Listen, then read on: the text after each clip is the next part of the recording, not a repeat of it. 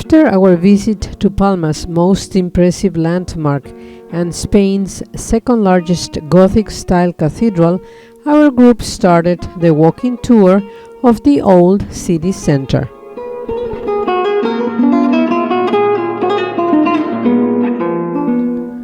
We enjoyed walking through the old city in the southeast area of Palma behind the cathedral, a fascinating maze of quaint, narrow streets surrounded by a diverse range of interesting buildings, the architecture of which is comparable with those in streets of cities such as Florence, Italy, for example.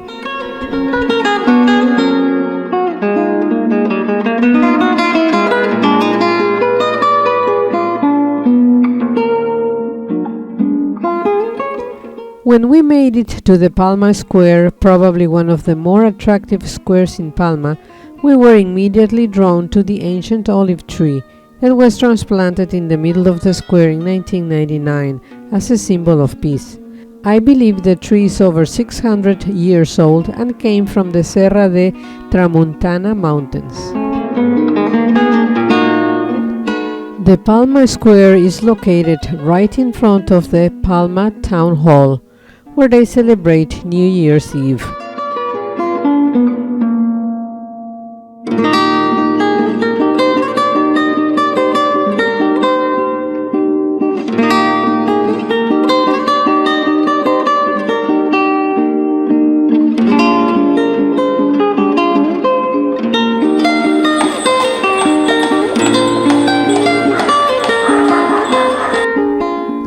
This neo-Gothic building of the 19th century, called Palau Real by the architect Joaquín Pavia, which currently holds the Council of Mallorca, was formerly the headquarters of the Provincial de Baleares.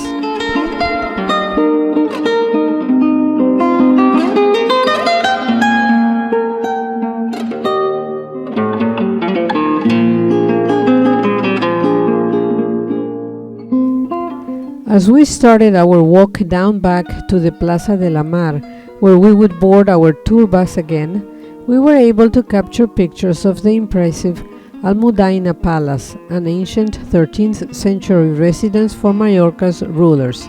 The royal palace has stood in this site next to Palma's cathedral since the Muslim Walis governors built their alcázar soon after the Arab conquest. It was converted into Gothic style under Jaume III, but elements of Islamic architecture remain, like the Moorish arches seen from the seafront.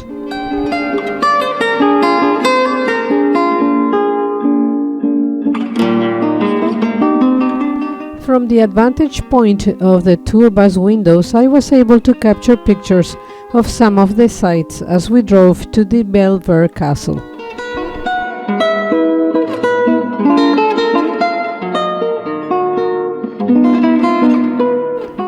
Ramon Lull was a Mallorcan writer and philosopher, logician, and a Franciscan tertiary. He was beatified in 1857. Rubén Darío was a Nicaraguan poet who initiated the Spanish-American literary movement known as Modernismo.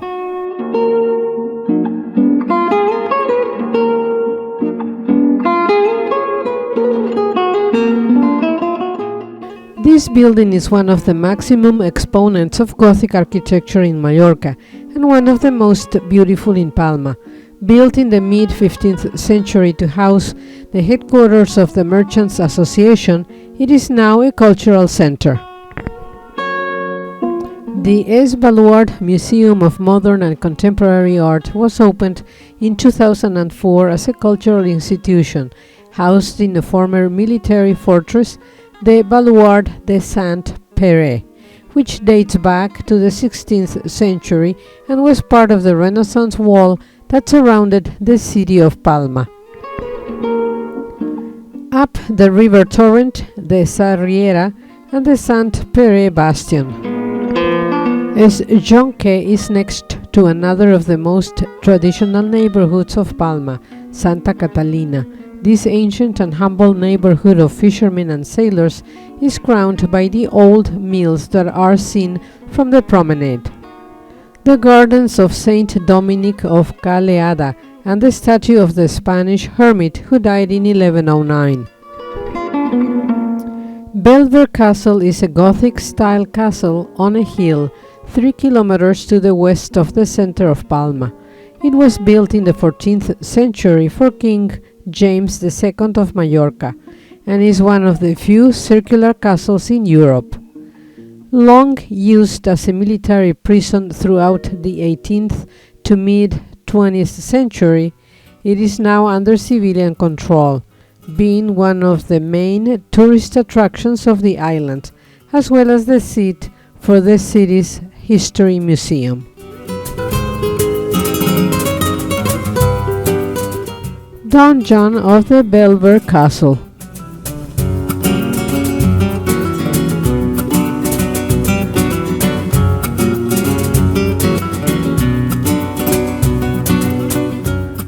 The castle offers a great spot to get a vantage view of Palma and its harbor.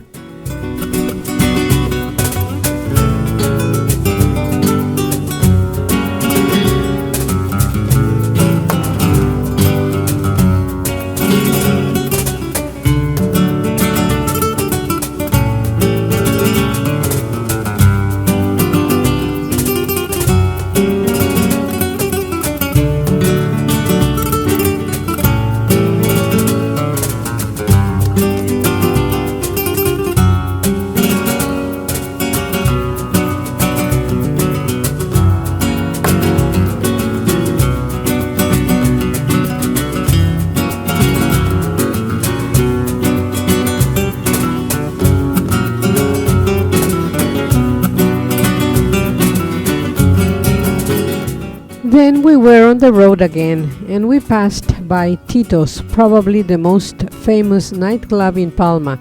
It was established in the 1950s when it used to play host to Hollywood's finest, Frank Sinatra and Liza Minnelli being amongst the stars who partied here.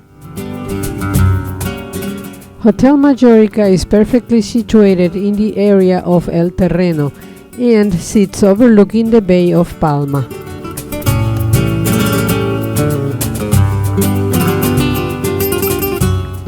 After a fantastic afternoon touring beautiful Palma, we got back to the pier, where the Norwegian epic Sierra and Gillian were waiting for us.